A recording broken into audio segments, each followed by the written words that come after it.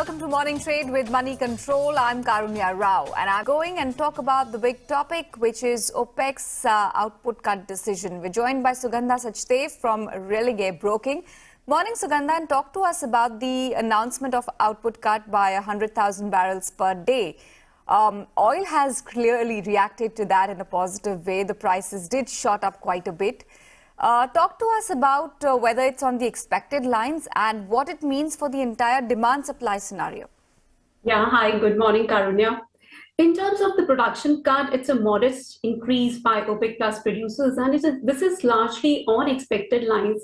If you see oil prices, they have been on a losing streak for the last 3 months, and they have almost shed around 32% from their recent highs of $140 a barrel for Brent crude, which was seen after the Russia-Ukraine war and due to the supply constraints. But then as of now, OPEC Plus has given a clear signal to the market that they are ready to intervene in the market and they're there to come out with production cuts or increase in output to stabilize the prices. We've already seen prices declining significantly lower, all because of concerns about economic slowdown. And also the fresh COVID-19 curves in China are leading to a scenario of sluggish demand from China, which is the world's top oil consumer. So all of these factors were the major reason.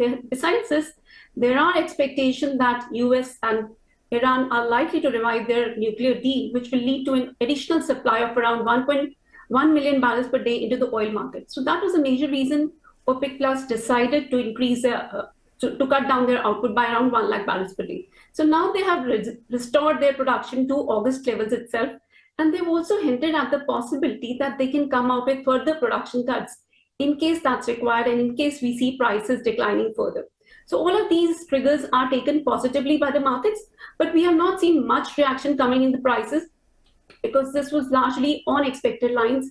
And besides this, President Joe Biden has recently maintained that he will come out with further measures to suppress prices because that has been actually fueling inflation significantly higher, wherein inflation in the developed world is very close to 40 high. So these are the major factors which are actually playing out in the oil markets as of now.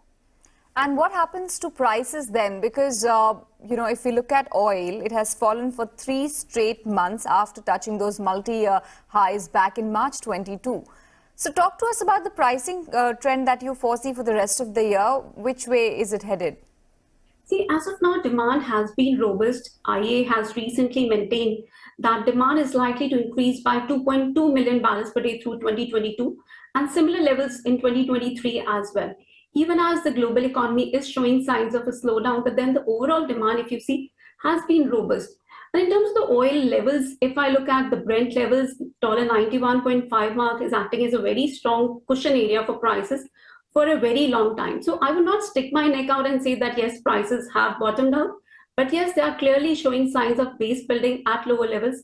And there is a high possibility that prices will react to this recent news, even though it's a modest decline in output by OPEC plus producers, but then market will certainly perceive it as a positive trigger.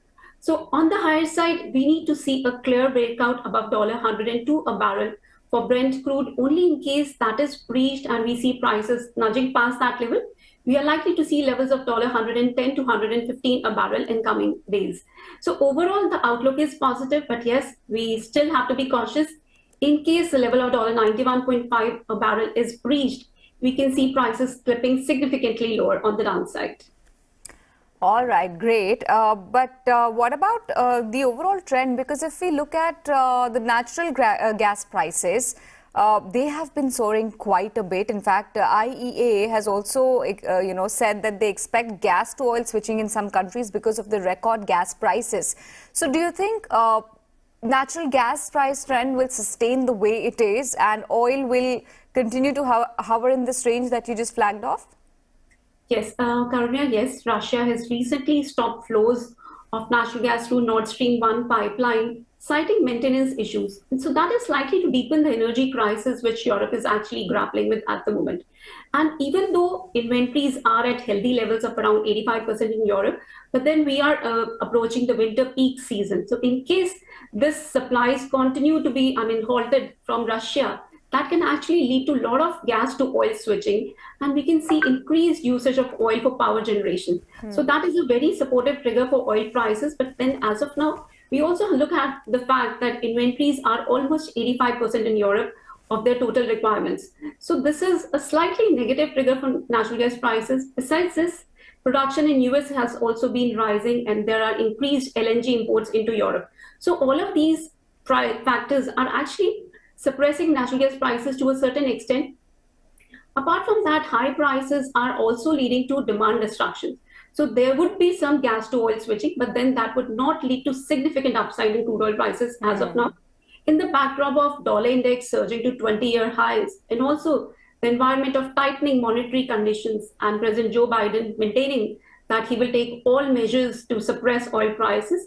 And we also have to have a look at this Iran nuclear deal. In case that is revived, that will lead to additional supply in the market. So all of these factors will keep playing out and will lead to an overall sideways movement as of now, as long as $99.5 a barrel is holding. And if I talk about the Brent WTI prices, I see a very strong support emerging in $85 a barrel. So as long as that level is holding, I think the trend is positive. But yes, in case that is breached, we need to be cautious. That can lead to accentuated fall in prices towards $76 a barrel for WTI crude. And if I talk about Brent crude, we can see prices slipping toward $85 a barrel as well in coming days.